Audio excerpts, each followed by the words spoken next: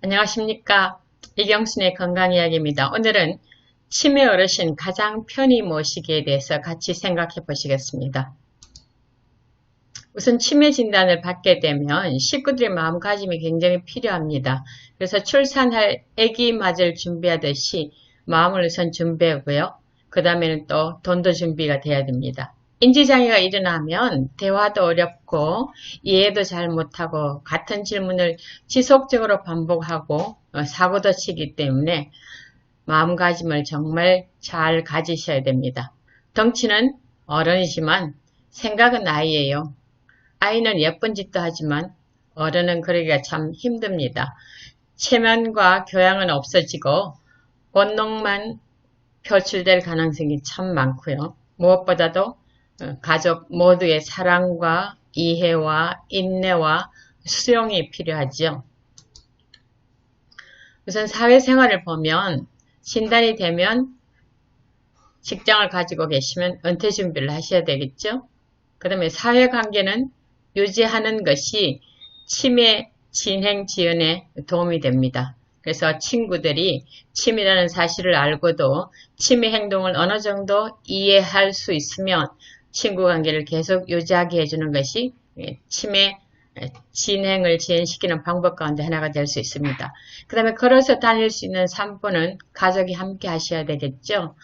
산보 또 운동은 굉장히 치매를 지연시킬 수 있습니다.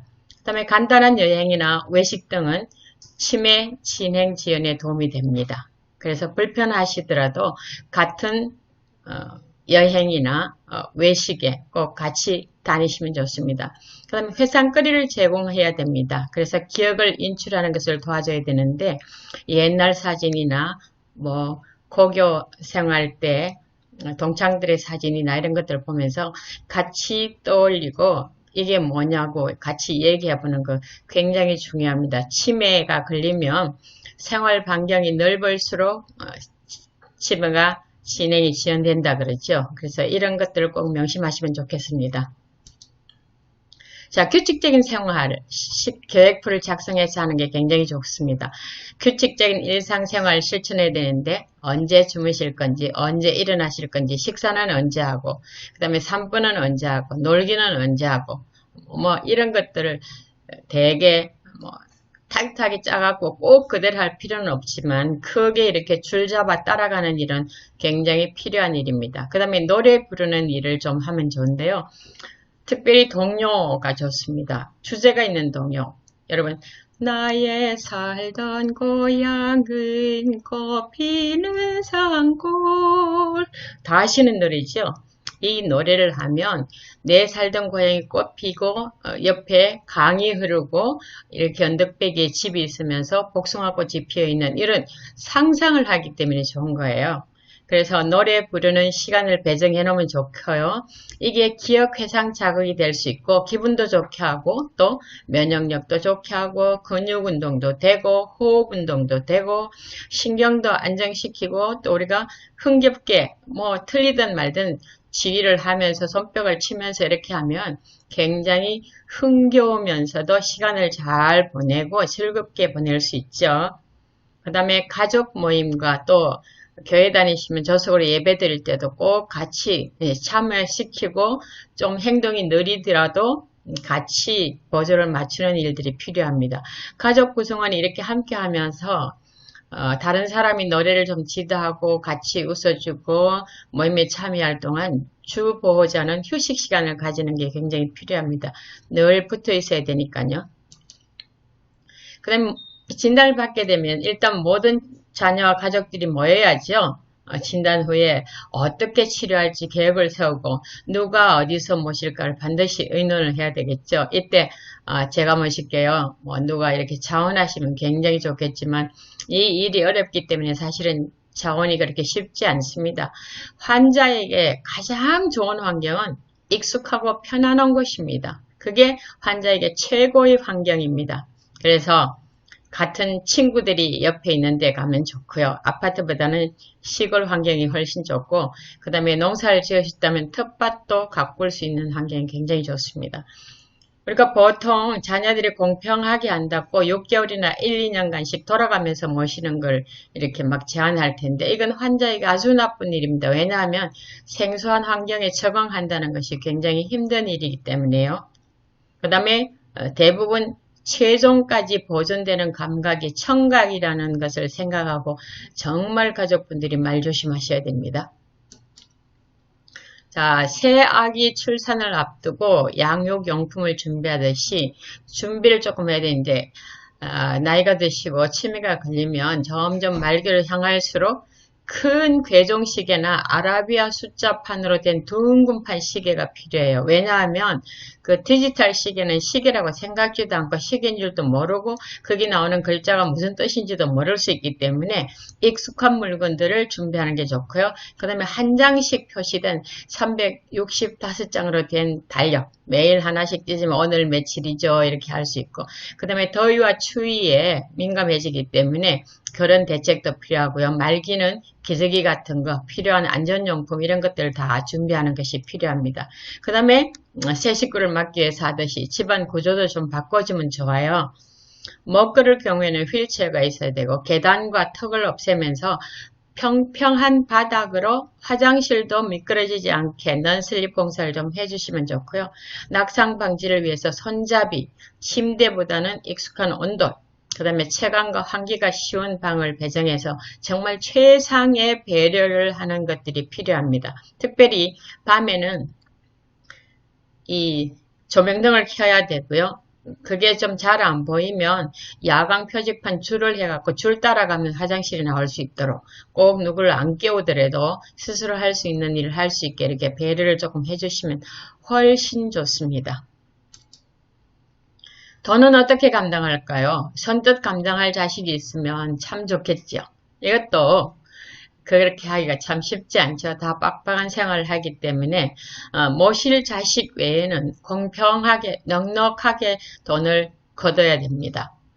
왜요? 모실 자식은 너무너무 힘들기 때문에 거기다 경제적인 부담까지 지으면 너무 가혹한 거죠. 환자가 기억이 없어지기 때문에도 그렇고 또 쉽게 거짓말을 잘 하게 돼요. 모시는 자식 외에는 함부로 말을 하지 않을 것을 약속하고 철저히 지켜야 형제간의 화목이 유지됩니다. 왜냐하면 대부분 이제 우리는 그래도 아들이 모시게 되고 며느리가 참 힘든 일을 감당하게 될 확률이 굉장히 높죠. 이때 딸이 가끔 몇 달 만에 한 번씩 와갖고 엄마한테 잘해준답시고 엄마하고 얘기도 하고 뭐하고 하면 엄마가 이때다 싶어서 뭐해? 얘야, 내 올케가 나한테 밥을 안 준다. 그럼 처음에는 거짓말인 줄 알죠. 이게 반복돼서 계속하면 세뇌가 돼요. 그래서 나중에는 뭐예요? 안 믿으면 아니 전년이 나한테 밥 안 준다니까 엄마가 막 화를 내거든요. 오죽하면 내한테 화를 낼까 해서 이제 믿기 시작하면 그때부터 싸움이 되는 거예요. 그러니까 전혀 환자의 말에 신빙성이 없다는 것을 이제 생각하시면 돼요. 그 다음에 기억력 문제 깜빡깜빡하게 됩니다. 물건이나 사람의 이름을 기억 못해요. 뭐 어떤 장소나 뭐나 시간이나 이런 것들 약속했으면 꼭 써서 냉장고나 아니면 방에 또 문가에 이렇게 붙여두는 걸 하면 좀 도움이 됩니다. 모든 가족이 물건은 항상 약속된 지정된 장소에 놓기로 약속하고 실천을 하셔야 됩니다. 환자를 위해서요. 그 다음에 언제나 함께 있어야 되죠. 요즘처럼 바쁜 세상에 다 직장 가야 되고 누구나 다 일거리가 있고 그 다음에 퇴직을 해도 너무 바빠갖고 과로사 한다 그러잖아요. 근데 누가 시간을 빼서 함께 계속 있는다는 것이 참 힘든 일입니다. 그래서 주 보호자를 항상 배려해서 누구든지 퇴근하면 좀 교대해주고 쉬게 해주는 일이 필요하거든요. 근데 이 환자가 배회를 해요. 자꾸 다녀요. 아파트인 경우는 문을 닫고 집안에서 다니면 되지만 그 다음에 단독주택인 경우 문만 열리면 나가요. 그 다음에 아파트에서도 문만 열고 자꾸 밖으로 나가려고 그랬기 때문에 걷는 자유는 허락해줘야 됩니다. 그래서 항상 팔자로 이렇게 무한대죠. 수학에서 말하는 그렇게 왔다 갔다 하루 종일 하는데 누가 옆에서 가족이 하루 종일 왔다 갔다 해보세요. 얼마나 신경이 쓰이겠어요. 이 환자한테 그런 자유는 반드시 허락을 해줘야 됩니다. 그 다음에 가출 문제가 있어요. 그렇기 때문에 관리인이나 경찰서나 또 이런데 또 마을 주민회장이나 뭐 부녀회장이나 이런 분들한테 우리 집에 치매 가족이 계신다고 꼭 말을 해야 됩니다. 그 다음에 이름표도 달아드려야 되고요. 길을 잘 잃어버리기 때문에 파출소를 정말 많이 들락날락해서 많이 모셔와야 되죠. 혼자 다니거나 혼자 집에 있게 하지 말아야 되는데 금방 나가시면 우리가 아이들 보면 걸음마 배울 때 제일 힘들잖아요. 막 앞만 보고 달려는 게 못 쫓아가면서 금방 잃어버리잖아요. 이 노인들도 그래요. 나가면서 택시만 있으면 그냥 잡아 타요. 타고는 어디 갑니까? 서울에서 부산 가자고. 긴가민가 하면서 가죠. 가면 한 대전쯤 갔다가 나 잘못 왔다고 돌아가자고. 그러면 택시를 대전까지 왕복하는 비용을 다 물어야 되니까 이것도 만만찮은 일이에요. 그래서 가출 문제 일어나지 않게 누가 항상 옆에서 좀 같이 계시면 좋습니다. 그 다음에 먹기 위해서 태어난 사람 같은 느낌이 있어요. 맛있고 제철이 아닌 비싼 과일들만 자꾸 찾는 거. 이거 보면 딱하기도 하고 어떤 때는 밉기도 하고 그러죠. 그러나 우리가 이럴 때일수록 부모님이 나의 존재를 있게 해줬다고 생각하시고 정말 많이 수용하시고 참으셔야 돼요.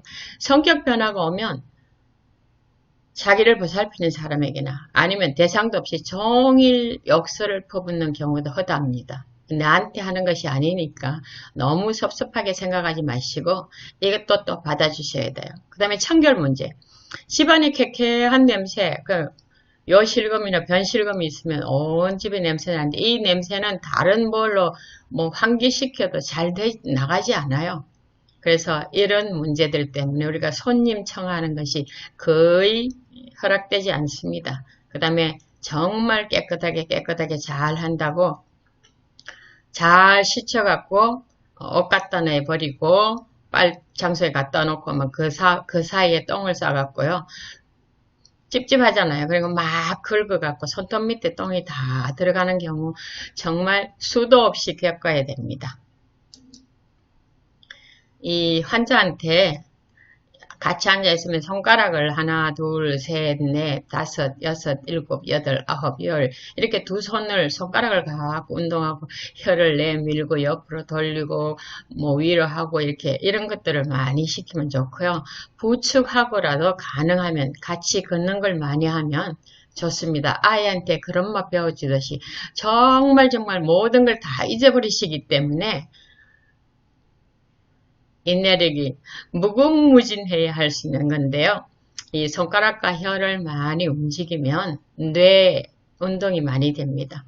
제가 다음 장에서 보여드릴게요. 신압력 상실이 있는데 시간과 장소를 몰라보고 사람을 몰라봐요. 그래서 이 사람을 몰라보는 것은 가장 늦게 일어나는 일이에요.